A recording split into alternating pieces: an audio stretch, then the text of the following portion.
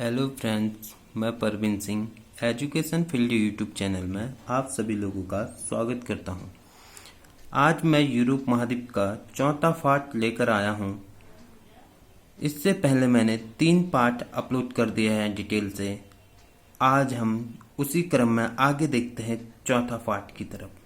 तो देखते हैं, सबसे पहले हम यूरोप महाद्वीप के नदियों के बारे में जानकारी लेते हैं। तो आइए देखते हैं सबसे पहले नदियों के बारे में जानकारी। विस्तुला नदी यूरोप महाद्वीप की एक बहुत प्रसिद्ध नदी है। विस्तुला नदी जो पोलैंड की राजधानी वार्सा, इसी नदी के किनारे स्थित है। आपको ये ध्यान देनी है, ठीक। विस्तुला नदी जो है वो पोलैंड की राजधानी वार्सा, इसी नदी पर स्थित है। विस्तुला नदी पर आपको ये ध्यान देनी है।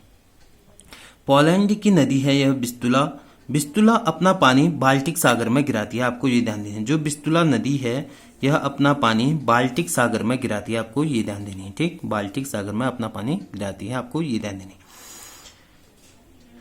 अपना पानी बाल्टिक सागर में गिराती है विस्तुला नदी, आपको ये ध्यान देनी है।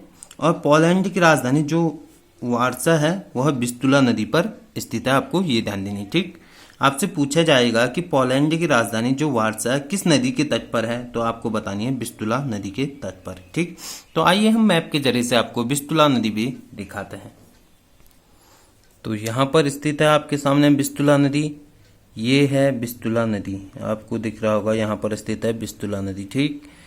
और विस्तुला नदी अपना पानी बाल्टिक सागर में गिराती है। आपको ये ध्यान देनी है। विस्तुला जो है नदी है अपना पानी कहाँ गिराती है? बाल्टिक सागर। यहाँ पर स्थित है बाल्टिक सागर और यहाँ पर है विस्तुला नदी, अपना पानी बाल्टिक सागर में गिराती है, ठीक। और जो पोलैंड है वो यहीं पर स्थित है। पोलैंड की राजधानी वार्सा जो है, वार्सा इसी नदी पर स्थित है। यहाँ पर दिख रहा होगा आपको, वार्सा पोलैंड की राजधानी है। वार्सा विस्तुला नदी के तट पर स्थित है, ठीक। तो आइए इसी क्रम में हम आगे देखते हैं। तो आगे देखते हैं ओजर नदी, ठीक। ओजर नदी के बारे में जानकारी लेते हैं। ओजर नदी जर्मनी और पोलैंड की सीमा बनाती है। आपको ये ध्यान देनी है। जर्मनी और पोलैंड की सीमा बनाती है ओजर नदी, ठीक। जर्मनी और पोलैंड की सीमा बनाती है ओजर नदी, आपको ये ध्यान देनी है। और अपना पानी बाल्टिक सागर में गिराती है, ये भी, ठीक। ओजर नदी आपको मैप के जरिए से यहाँ पे दिख रहा होगा। ओजर नदी ये है, यहाँ से बहती है और अपना पानी बाल्टिक सागर में गिराती है। यह है बाल्टिक सागर, ठीक। और जर्मनी और पोलैंड की सीमा बनाती है। तो आइए हम मैप के जरिए से आपको ये भी दिखाते हैं। तो आपके सामने पर यहाँ पर स्थित है ओजर नदी, यहाँ पर स्थित है ओजर नदी, ठीक। और यहाँ पर है ओजर नदी, यहाँ पर स्थित है। और जर्मनी और पोलैंड की सीमा बनाती है। आपको ये ध्यान देनी है, ठीक। ओजर नदी यहाँ पर स्थित है, जर्मनी यहाँ पर पड़ता है और पोलैंड यहाँ पर पड़ता है, ठीक। पोलैंड यहाँ पर पड़ता है, जर्मनी इस साइड को पड़ता है और ओजर नदी यहाँ पर स्थित है, ठीक। ये जर्मनी और पोलैंड की सीमा बनाती है और अपना पानी बाल्टिक सागर में गिराती है, यहाँ से बहते हुए, ठीक। यहाँ पर बाल्टिक सागर है। कौन सा? ओजर नदी जर्मनी और पोलैंड की सीमा बनाती है। आपको ये ध्यान देनी है, ठीक। तो आइए इसी क्रम में आगे देखते हैं। नेक्स्ट देखते हैं एल्ब नदी, ठीक। आपको ये भी ध्यान देनी है, इंपॉर्टेंट नदी है एल्ब नदी। जर्मनी की नदी है यह। एल्ब नदी कहाँ की नदी है? जर्मनी की नदी है, ठीक। जिसके किनारे हैम्बर्ग बंदरगाह है, जो जर्मनी का सबसे व्यस्त बंदरगाह है। आपसे पूछा जाएगा कि हैम्बर्ग बंदरगाह किस नदी के तट पर स्थित है, तो आपको बतानी है एल्ब नदी के तट पर स्थित है हैम्बर्ग बंदरगाह, जो जर्मनी पर स्थित है, ठीक। जर्मनी की सबसे व्यस्त क्या बंदरगाह स्थित है, ठीक। जर्मनी की सबसे व्यस्त बंदरगाह है हैम्बर्ग, आपको ये ध्यान देनी है, ठीक। जर्मनी की सबसे व्यस्त बंदरगाह हैम्बर्ग, आपको ये ध्यान देनी है। और यहाँ एल्ब नदी के किनारे पर स्थित है। तो आइए हम दिखाते हैं मैप के जरिए से आपको, ठीक। जर्मनी,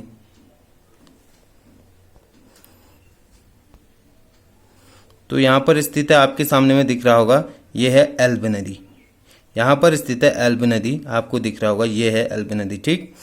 और इसी एल्ब नदी के किनारे पर यहाँ पर स्थित है हैम्बर्ग, यहाँ पर आपको दिख रहा होगा। ये है हैम्बर्ग, जो जर्मनी का सबसे व्यस्त क्या बंदरगाह है, हैम्बर्ग, ठीक। आपको ये ध्यान देने, एल्ब नदी के किनारे पर स्थित है। तो आइए इसी क्रम में हम आगे देखते हैं। तो आगे देखते हैं राइन नदी, ठीक। राइन नदी के बारे में जानकारी लेते हैं, मोस्ट इंपोर्टेंट है, ठीक। राइन नदी, राइन नदी की सहायक नदी रूर है। ठीक, आपको ये ध्यान देना है, राइन नदी की सहायक नदी है रूर नदी है। ठीक, रूर और राइन के मध्य का क्षेत्र कोयला के लिए बहुत प्रसिद्ध है जर्मनी में। ठीक, आपको ये ध्यान देना है, जर्मनी का वह क्षेत्र है जहां कोयला सर्वाधिक होती है।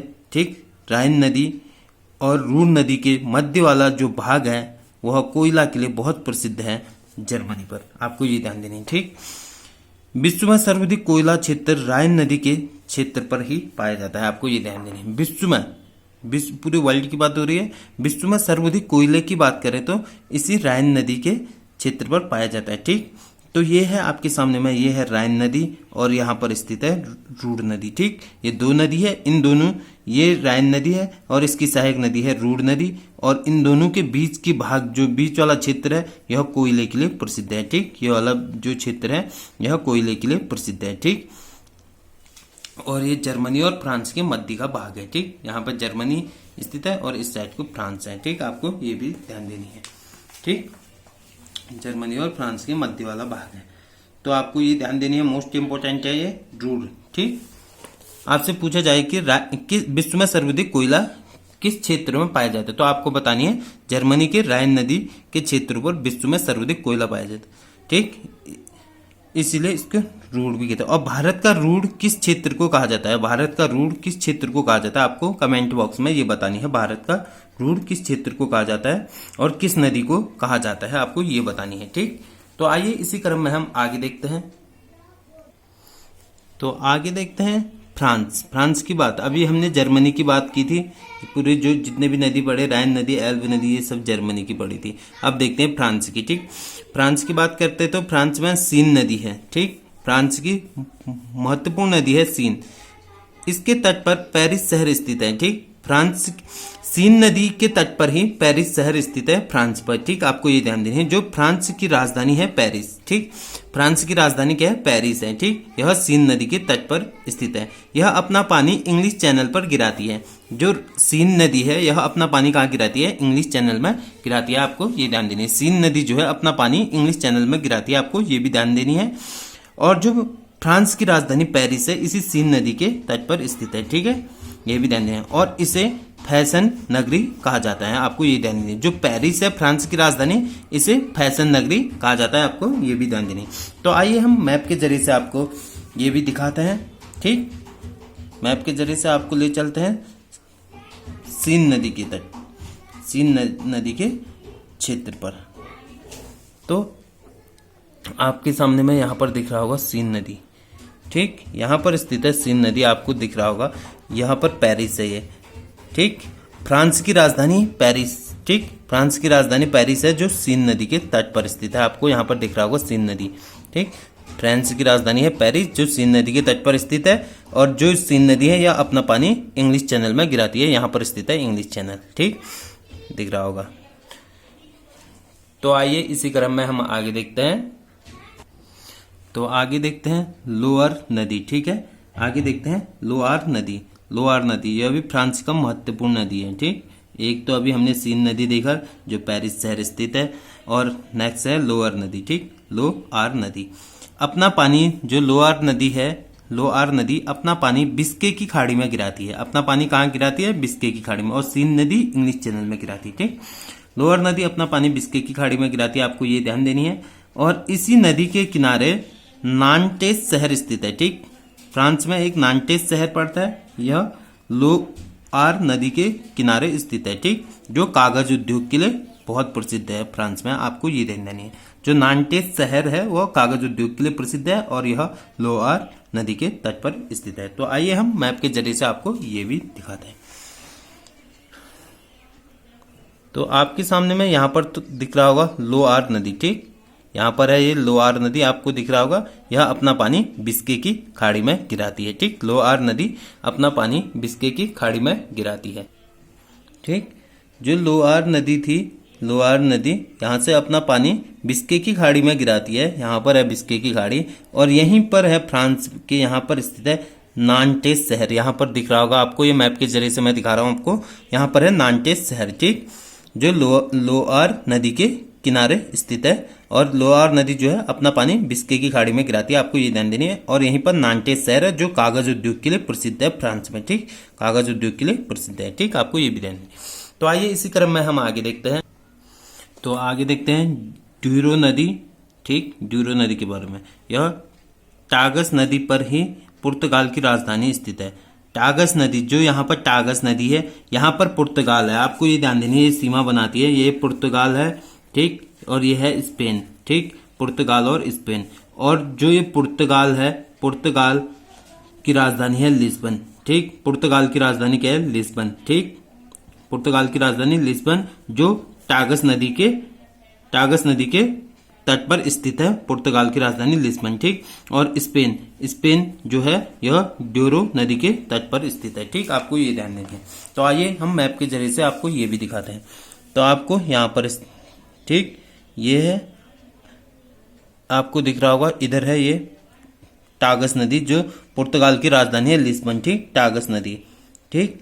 और यहीं पर है ड्यूरो नदी, ठीक, आपको दिख रहा होगा, ये है ड्यूरो नदी। ये ड्यूरो नदी इधर से बहते हुए आती है, जो फ्रांस, जो स्पेन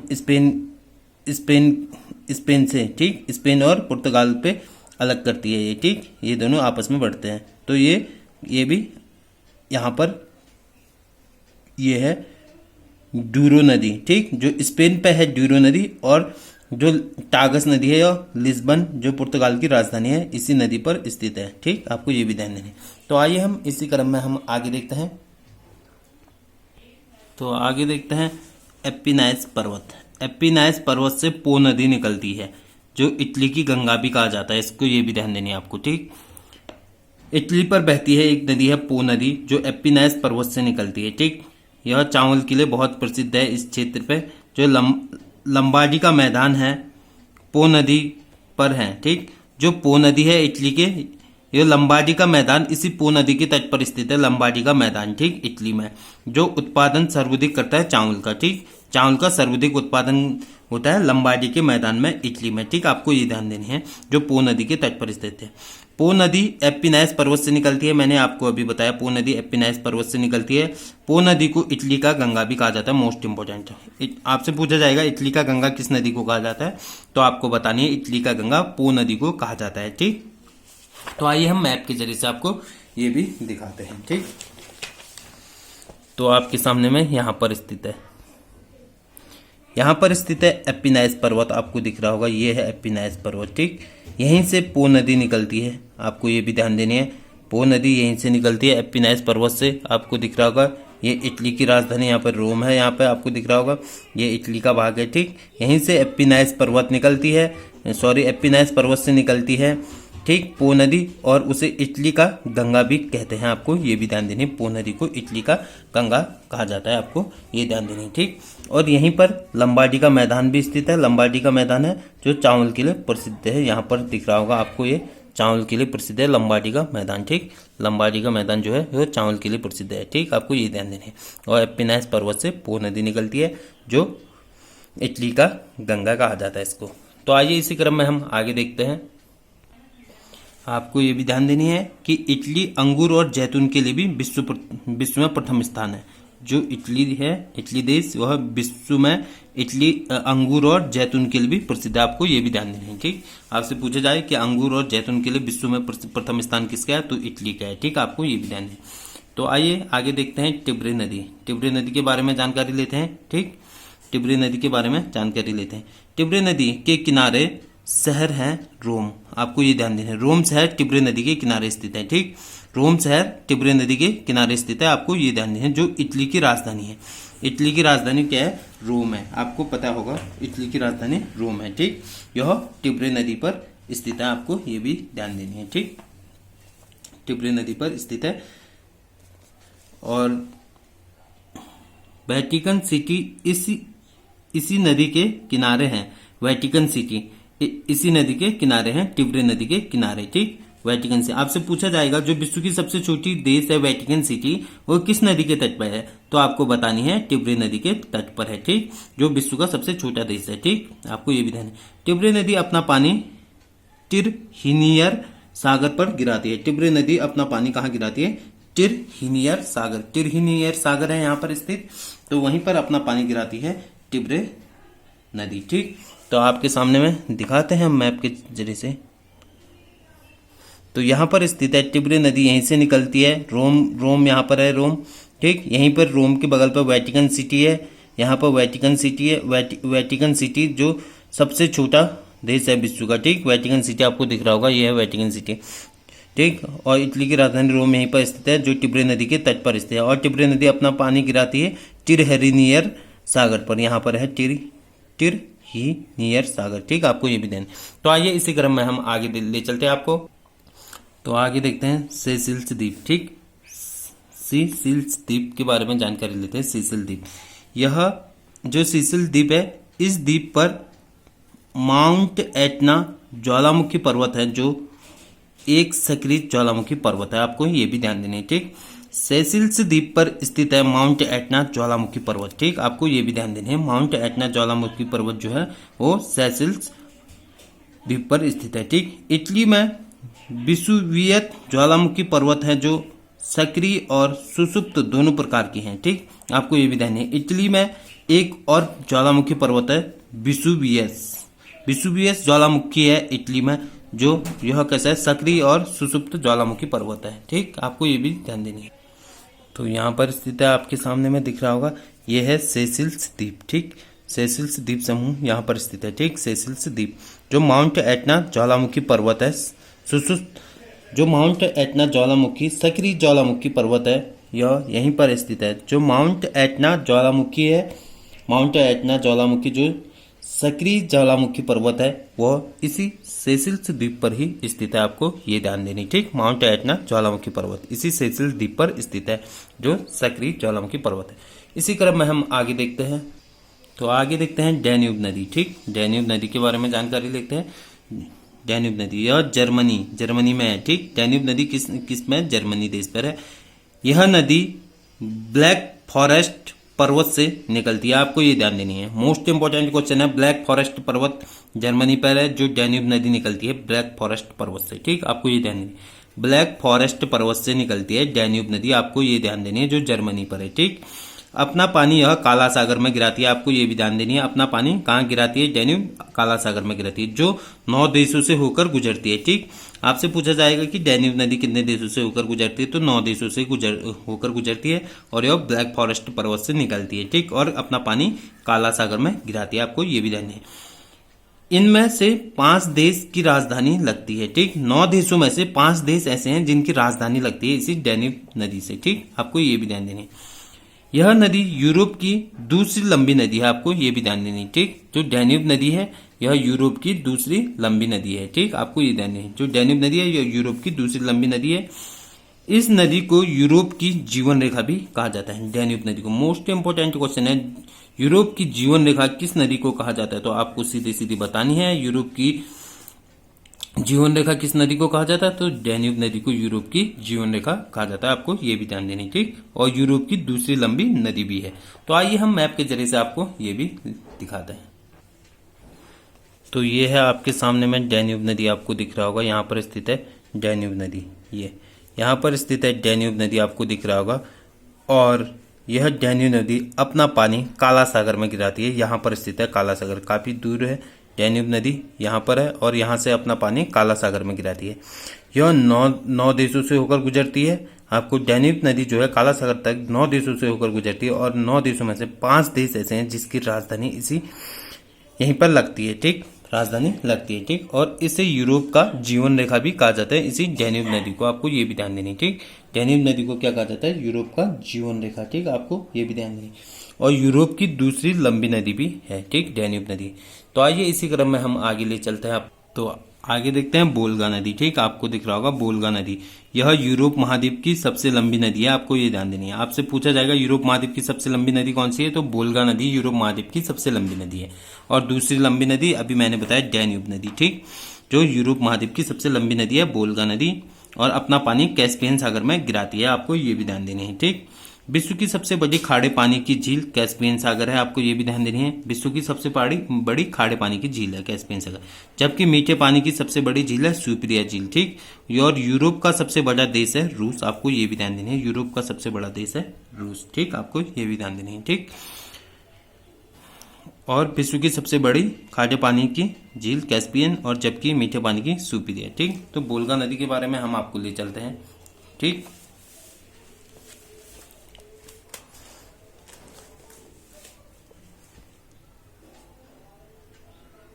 तो यहाँ पर स्थित है, आपके सामने में दिख रहा होगा, ये है वोल्गा नदी। यहाँ पर स्थित है वोल्गा नदी और अपना पानी गिराती है यह कैस्पियन सागर पर, ठीक। यहाँ पर स्थित है कैस्पियन सागर, अपना पानी। वोल्गा नदी यूरोप महाद्वीप की सबसे लंबी नदी है, आपको ये ध्यान देनी है पहली बात, ठीक। वोल्गा नदी जो है, जो यूरोप महाद्वीप की सबसे लंबी नदी है और अपना पानी कैस्पियन सागर में गिराती है, ठीक। यहाँ पर स्थित है कैस्पियन सागर, अपना यहाँ पर गिराती है। और कैस्पियन सागर विश्व की सबसे खारे पानी की झील है कैस्पियन सागर, आपको विश्व की सबसे बड़ी खारे पानी की झील है कैस्पियन सागर। मीठे पानी की बात करें तो सुपिरिया झील है, मैंने आपको अभी बताया, ठीक। आपको यह भी ध्यान देना है, ठीक।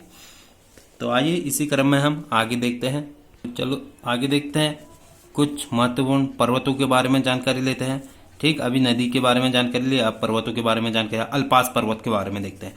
अल्पास पर्वत यह एक मोड़दार पर्वत है, आपको ये ध्यान देनी है। जो अल्पास पर्वत है यूरोप महाद्वीप पर, यह एक मोड़दार पर्वत है, ठीक। और Italy, France, Switzerland, Australia, Germany, यह 5 देशों में फैला हुआ है, आपको ये ध्यान देनी है। जो अल्पास पर्वत है, मोस्ट इंपोर्टेंट है, अल्पास पर्वत यह 5 देशों में फैला हुआ है, ठीक। इटली, फ्रांस, स्विट्जरलैंड, ऑस्ट्रिया और जर्मनी 5 देशों में फैला हुआ है, आपको ये ध्यान देनी है। तो आइए हम मैप के जरिए से आपको अल्पास पर्वत भी दिखाते हैं, ठीक। तो यहाँ पर स्थित है आपके सामने में अल्पास पर्वत, ठीक। अल्पास पर्वत आपको दिख रहा होगा, ये है अल्पास पर्वत, यह 5 देशों में फैला हुआ है, आपको ये भी ध्यान देनी है, ठीक।